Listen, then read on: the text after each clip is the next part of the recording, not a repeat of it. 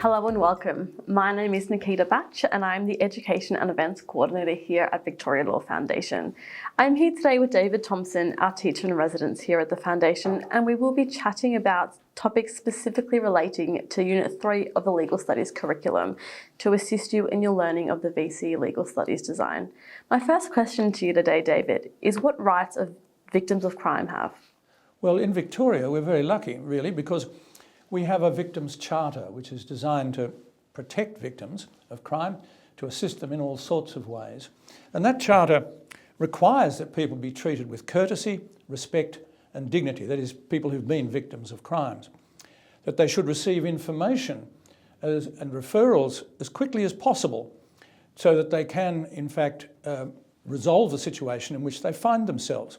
They should know whether the accused is applying for bail and whether that bail is actually granted. The victim of a crime may be very concerned about the accused being released on bail. So at least if they are advised, they'll be aware that that person is on bail. And whether bail is in fact granted, of course, is a very important matter. They are entitled to receive information about court processes and procedures. They're entitled, of course, to make a victim impact statement. They can tell the court about the damage that's been done. And just this week, a small boy, an 8-year-old boy, was allowed to give an impact statement on the death of his father. His father had been killed in a motor accident, and the child was permitted by the court to give a victim impact statement telling them about his loss and his suffering. Privacy is very important, so that information about the victim is not made unnecessarily public, and that's important to protect them. And of course, people under the Charter are told about the availability of financial assistance, which may be appropriate in the circumstances. Now, one of the ways in which one of the other ways outside the black letter law of the Victims' Charter is, of course, the actual court procedure itself. And I just want to mention one aspect of that, and that is giving evidence from a remote location. Now, with the permission of the court, a person can give evidence other than in the courtroom. It can be video linked. And the reason for that is to prevent what's known as secondary trauma. We don't want to negatively affect the victim by having that victim confront the accused then and there in the courtroom. It may be just too much, but the court will have to give permission for that process to be undertaken.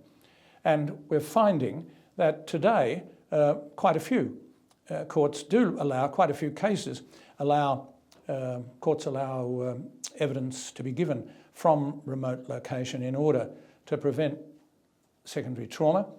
The other thing that is done, particularly in the very modern courts, is to try to ensure that the accused and the victim aren't brought face to face sort of in a waiting area or in some other aspect of the court building. And the newer courts have been very careful in constructing areas so that victims and accused persons are not brought into contact with each other, which could lead to real difficulty.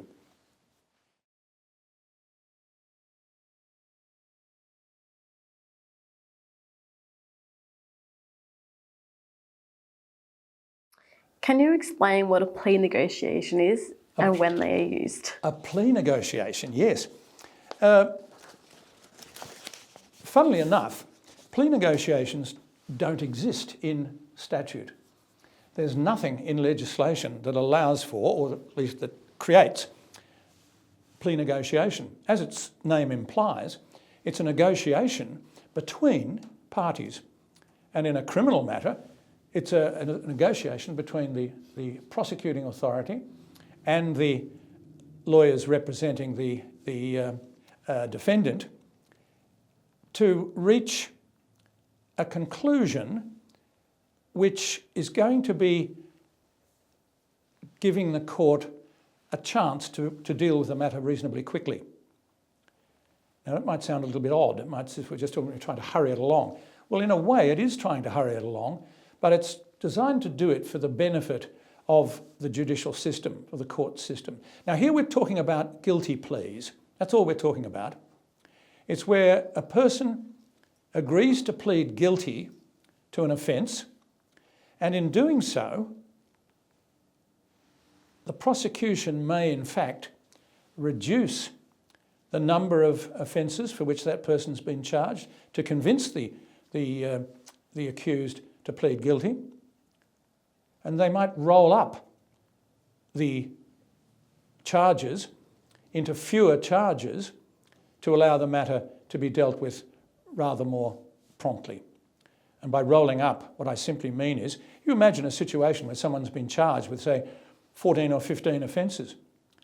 It might be possible, through plea negotiation, for the parties, that is the prosecuting authority and the defence, to reach a conclusion that they will proceed against only some of those charges in order to encourage the accused to plead guilty.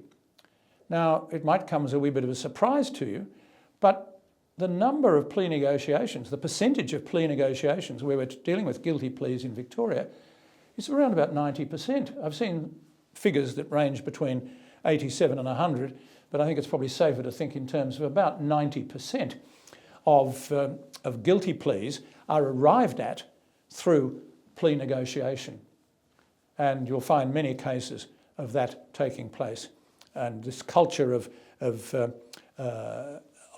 swiftness is not doing anyone any harm. It's not reducing the effectiveness of the legal system in any way. It in fact encourages the system to operate smoothly and promptly, and it's to everyone's benefit.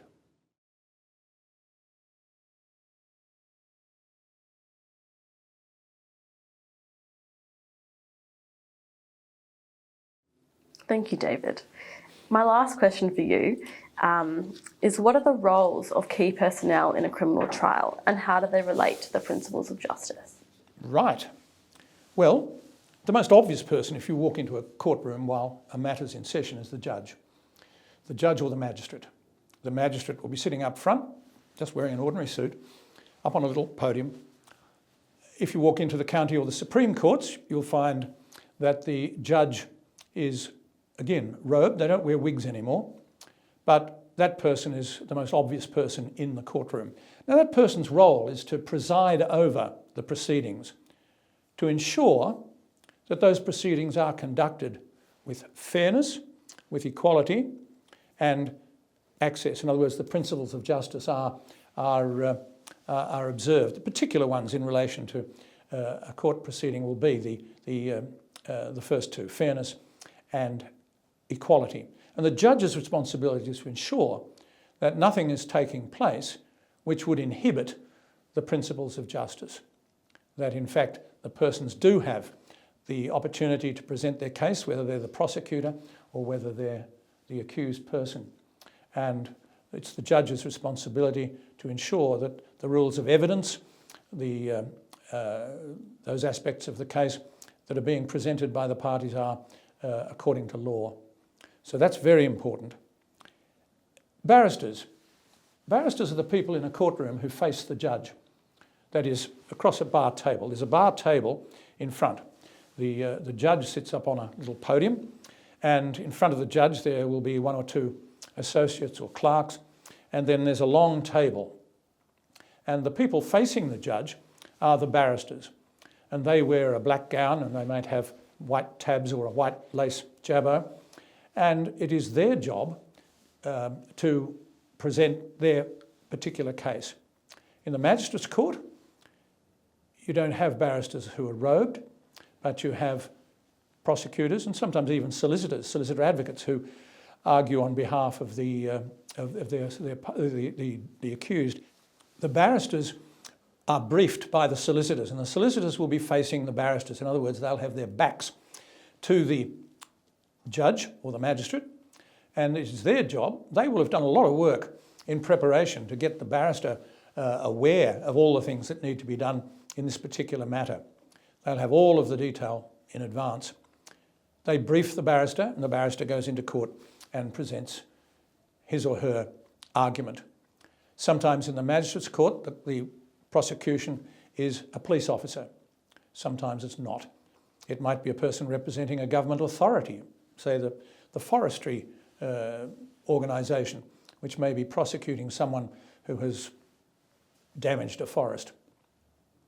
So the barrister's role is to argue for their particular side in the courtroom, in both civil and criminal proceedings. The judge's associate is the person who normally sits directly in front of the judge, and that person's responsible for a number of different things. For presenting the Bible, if the person giving evidence in the witness box is going to give evidence under oath, they will present the Bible to the witness, and the oath will be taken on that basis. If it's not going to be a religious oath, that person will take the affirmation. The person giving evidence can affirm and declare, solemnly affirm and declare that what they're going to say is true. The judge's associate also takes responsibility for any exhibits that are brought to the courtroom. These will be registered and recorded, and it's the associate's responsibility to ensure that those matters are properly conducted. The associate's also responsible for looking after the jury. There will be a person who's the jury keeper, and that person will go out with the jury and bring the jury back in, but it's the associate who will go and tell the jury that they're to come back into the courtroom, and it's the associate beforehand who conducts the impanelling process of the jury in each case, if there is a jury, and that's only, of course, in the county or the Supreme Court. And the process is essentially the same in civil or criminal, although the numbers are different. There are clerks and registrars and clerks in the magistrates' court and in the higher courts, and they have other responsibilities in terms of the day-to-day administration of the courtroom. Those are their particular responsibilities.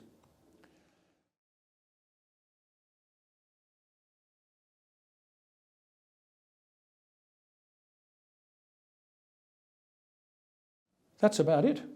Do you have any study tips for us, Dave? I have some study tips for you, yes indeed.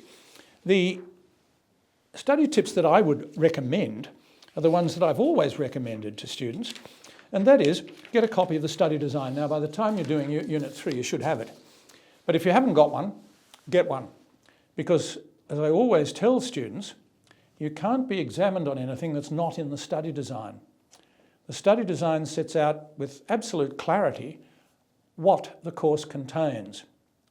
So if it's not in the study design, you can't be examined on it. But you can be examined on everything that's in the study design. So it's a very good idea to have that. Now, make notes as you go. It's very, very important that you don't leave your note making until sometime later when you feel a bit more inclined. Don't do that.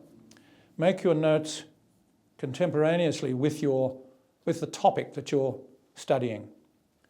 Now, whether you're making notes on paper with a pen, the old-fashioned way, or you're making your notes on a device, a tablet, make them at the time that particular unit is being studied, that particular component of the unit is being studied. It's very important that you've got those notes to refer back to when it comes to later on, when you're going to be assessed, you're going to be examined.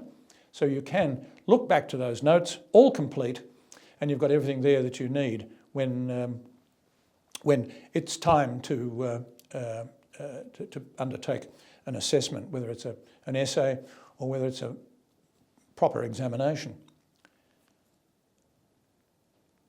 If you don't understand something that's taking place in class, ask. That's what the teacher's there for, to tell you, to explain things. So don't feel shy about it. Put up your hand, say, "Excuse me, I don't understand what you're saying," or "I don't understand what's just been done." That's what they're there for. If you don't know, ask. Very important. Get a copy of the Constitution. Now you might say, "Oh, that's not till Unit 4. You will touch on matters of state and federal law during Unit 3, it is a good idea to know just what this document called the Constitution is. You don't have to know it all by any stretch of the imagination. But as you progress through Units 3 and 4, you will find that you'll understand the bits that you do study if you see them in context of the whole document. Now again, you don't have to go out and buy a flash hardbound copy of it. You can download it.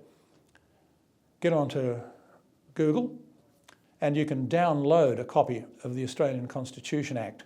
A few pages, but it would be very handy for all students to have it. Now, some schools distribute them to students, and that's a very good idea, and I would strongly encourage teachers to do that. You can buy a nice little soft-covered one if you want to have something that looks a bit more flash than something that you've just downloaded onto an A4 sheet. When you're developing your case notes, and you would have known that in Units 1 and 2, you were making notes on cases. There are a whole lot of cases that are sort of standard stuff in Units 1 and 2, and in Units 3 and 4 as well, I hasten to add. But it's important to have a technique to make case notes. And it's F-I-D-S, FIDS. What on earth does that mean? The F stands for facts. What are the facts of the case? Write down, in brief, F for facts, a couple of lines. It's just setting out who did what to whom. It tells you why the case is going to court. Who did what to whom. That's F for facts. The I is for issues. What are the issues involved in the case? What's the court going to have to unravel? What does the court have to work out in order to come to a conclusion? The D stands for decision. What did the court decide? Who won? Was it the prosecution or the accused? Was it the plaintiff or the defendant? Very important. Know who won the case. Now the S stands for significance. Now, as you're probably already well aware, sometimes a case can change the law. A decision in a case can change the law. You may have looked at cases over the period of Units 1 and 2, or if you've just come into legal studies at Unit 3, you will look at cases which have brought about legal change. They're called precedents. And where that happens, that's why you're studying the case. That's why you're looking at it. It's significant because it's brought about a change in the law. But there's another level of significance as well, and that's the significance of where you can use the case example.